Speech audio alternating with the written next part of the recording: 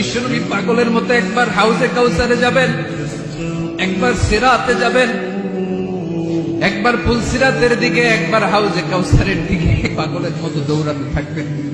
তার কোন গুনাহগার উম্মত যাতে জাহান্নামে ঢুকে না যায়, সেদিন কেউ সুপারিশ করতে পারবে না বিশ্বনবী ছাড়া।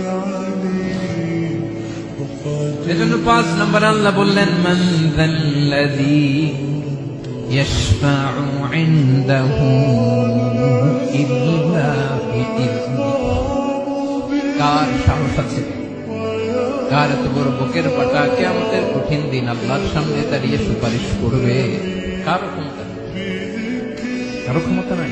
বিশ্বনবী সিজদায় পড়ে উম্মতের জন্য কাঁদবেন, সবাই কাঁদবে, নফসি নফসি, আল্লাহ আমারে বাঁচাও, আল্লাহ আমারে বাঁচাও। বিশ্বনবী বলবেন, উম্মতি উম্মতি।